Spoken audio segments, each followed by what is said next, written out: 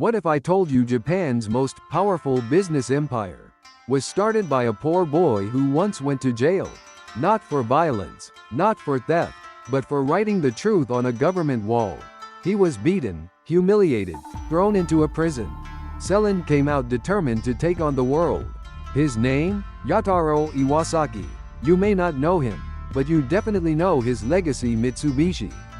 Before Mitsubishi made cars, built ships, or ran banks, it was a desperate idea born in a collapsing samurai society, led by a man who had nothing except brains, grit, and a chip on his shoulder. He fought corrupt officials, foreign corporations, and even the Japanese government. He outsmarted rivals, supported wars, and rewrote the rules of business in Japan. And yet never forgot where he came from.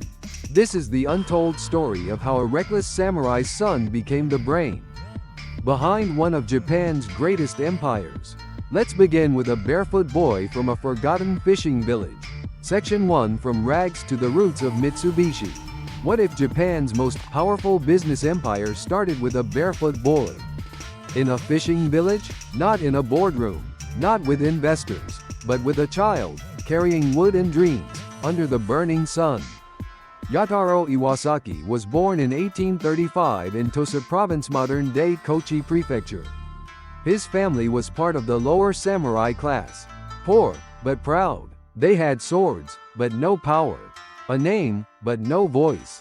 In Japan's strict class society, that meant one thing: stay quiet. No ambition, no movement, no rebellion. But Yataro was different. He fought, he shouted, he dreamed. He was clever, but wild. Kind, but stubborn.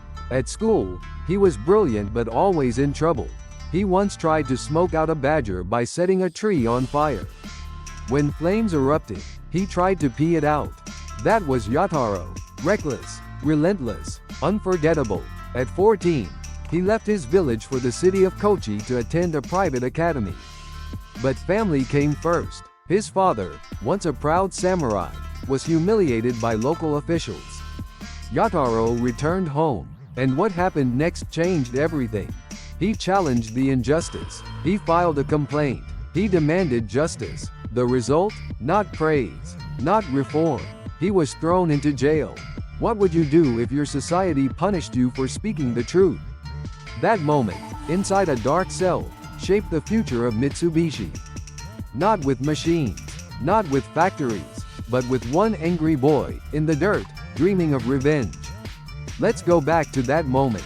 Because to understand Mitsubishi, you must first understand the fire that started it all. Section 2, A broken system. A burning ambition. Why would a government imprison a teenager for telling the truth? Because in old Japan, silence was safer than justice. Yataro spent 6 months in jail. Not for fighting, not for stealing, but because he dared to expose corruption. His crime? Writing on a wall. In bold brushstrokes, he accused the officials of accepting bribes. And he was right, but the truth didn't matter. Power did. They stripped him of his family name, banished him from his village. He came out of prison with no title, no home, no future. But not broken. In prison, he met a fellow inmate, an old lumberjack who knew math. That man taught Yataro how to use an abacus. And that's where it started. The man who would build. Mitsubishi learned his first business skill in a prison cell. It's ironic, isn't it? The elite rejected him, but the outcasts shaped him.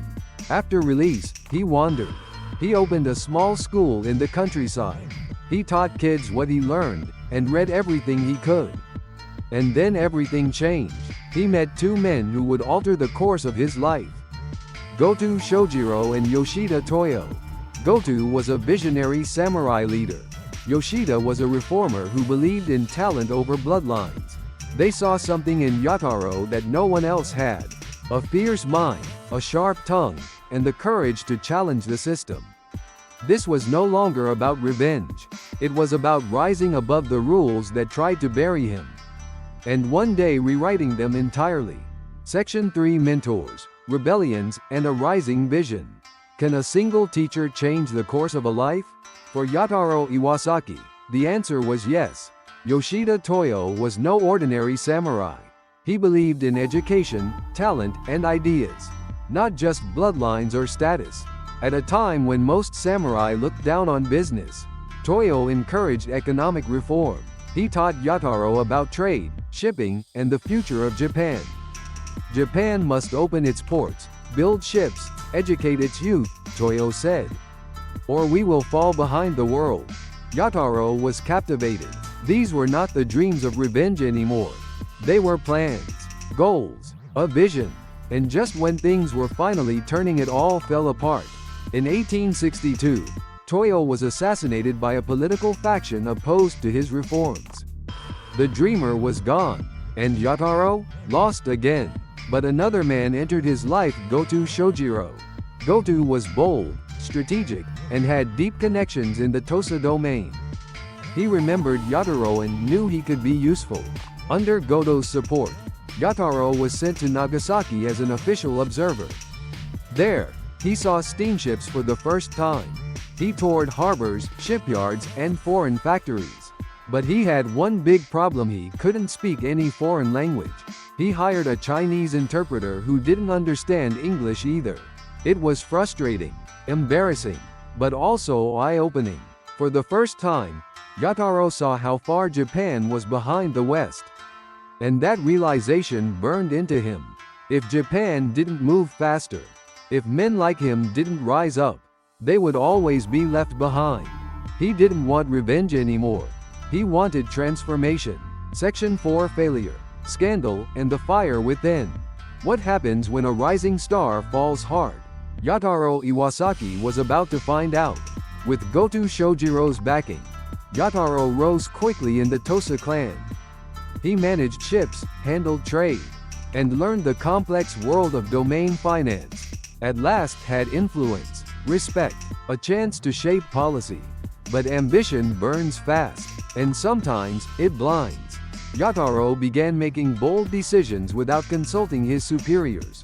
He started to believe he was untouchable. And then, he made a mistake. He took out a large loan from the clan's funds without permission. To him, it was an investment. To others, it was theft. The backlash was swift and brutal. His enemies in the clan saw their chance. They accused him of corruption, arrogance, and betrayal. Yataro was forced to resign.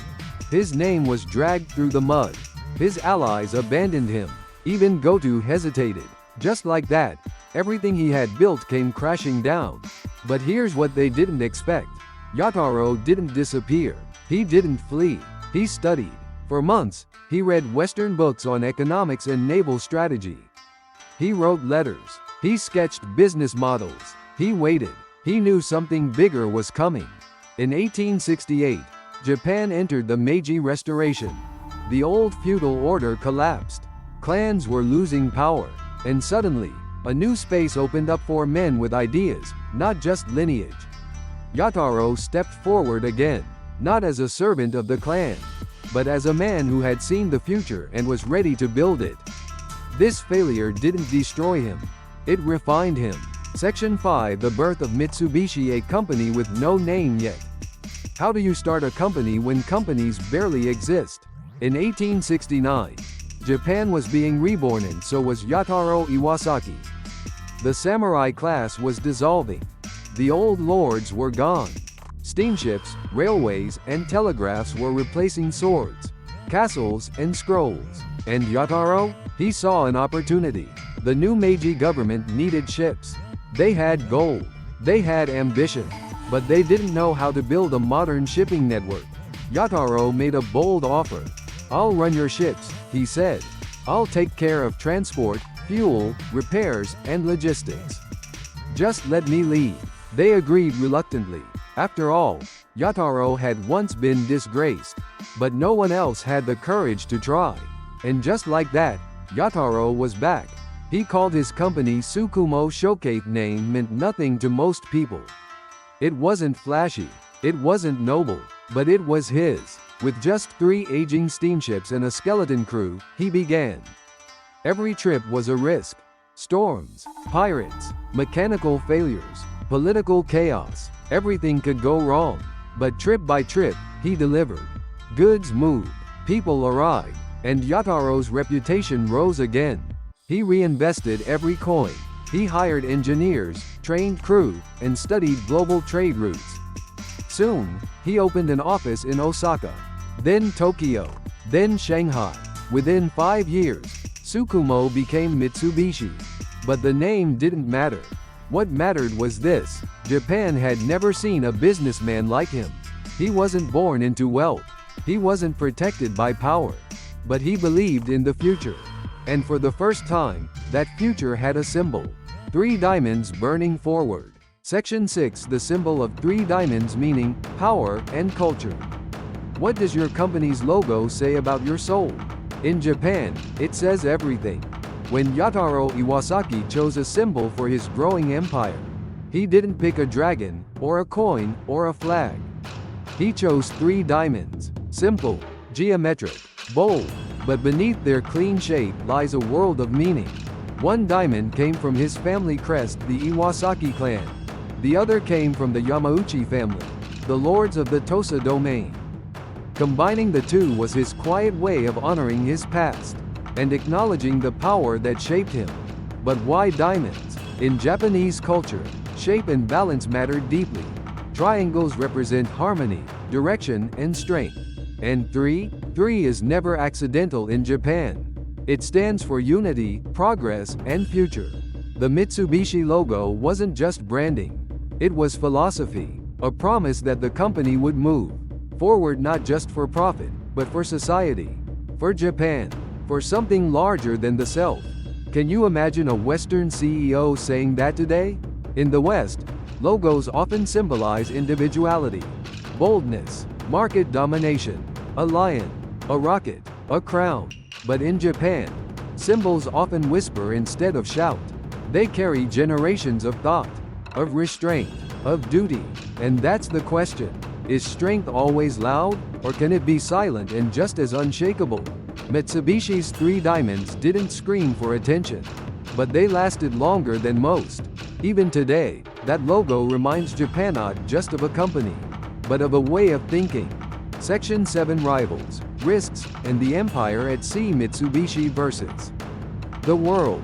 By the late 1870s, Mitsubishi was no longer just a shipping company. It was becoming an empire.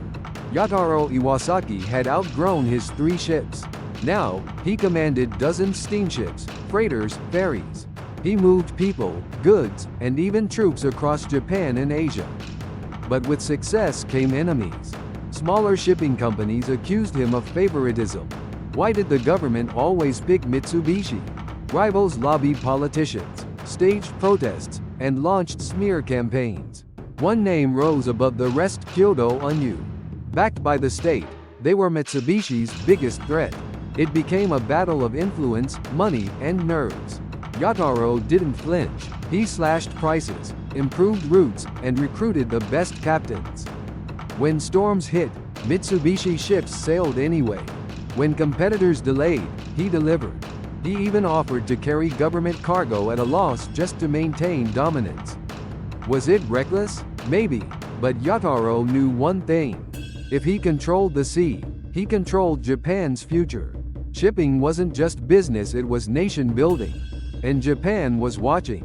Newspapers debated him. Students studied him. Merchants admired him. Politicians feared him. But no one could ignore him. By the 1880s, Mitsubishi was transporting mail, coal, soldiers, silk, rice, everything. They connected Hokkaido to Kyushu, Japan to Shanghai, Osaka to Vladivostok, and in doing so, they didn't just build a company. They stitched together a country. Mitsubishi's flag now flew across Asia, and behind it stood a man who once begged for coins on the street. But that was just the beginning.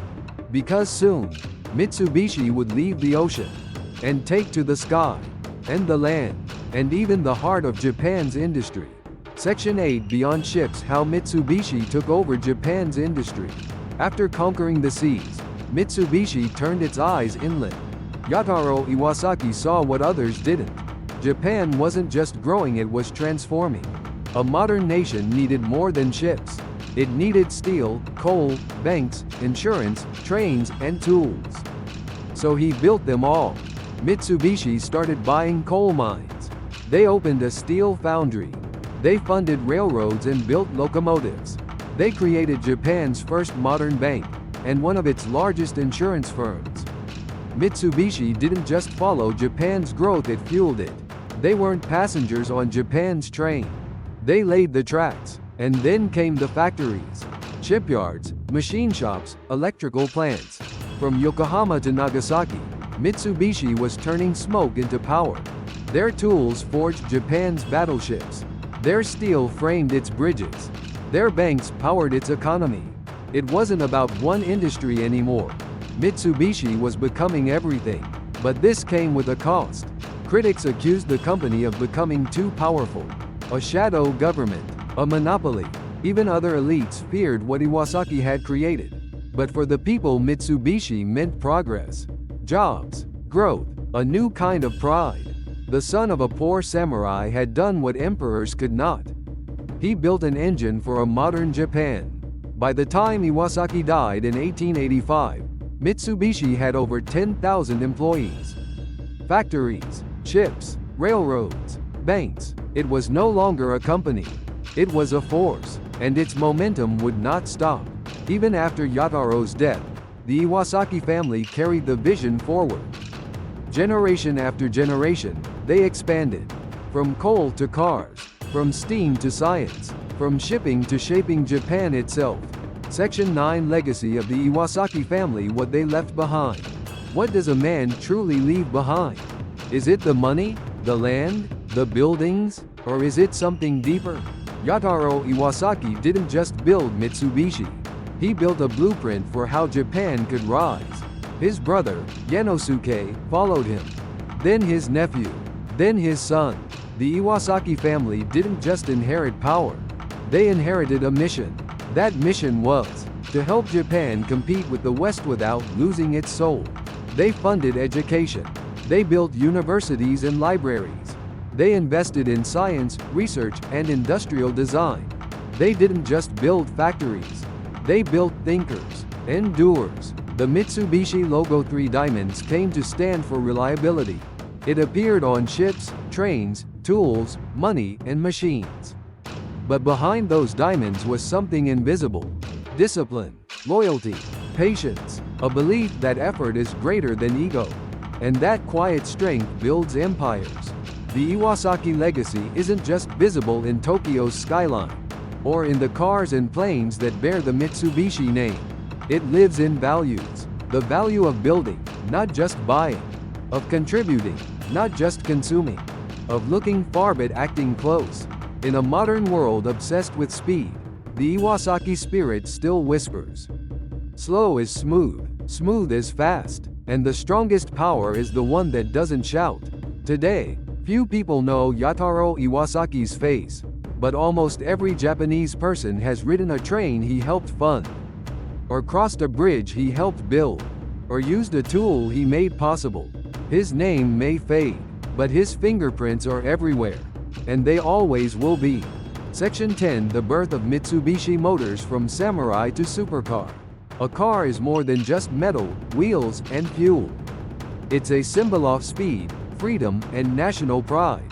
In 1917, Mitsubishi built Japan's first series production car, the Mitsubishi Model A. It was handcrafted, slow, and expensive. Only 22 were ever made. But it was the beginning of something far bigger. At first, Mitsubishi didn't focus on cars. They built ships, planes, steel, chemicals, and energy. But as Japan changed, so did its needs. The 1960s arrived. Japan was rebuilding. Families wanted affordable, reliable cars. And Mitsubishi was ready. They released the Mitsubishi 500. Then the Colt. Then the Galant. Each one was more than a vehicle. It was a message to the world. Japan is back, and it's moving forward. By the 1980s, Mitsubishi Motors was global. They raced in rallies. They built turbocharged engines. They created icons like the Lancer Evolution, a car born from the dreams of a samurai's descendants, now roaring down tracks across the globe. But it wasn't just about speed.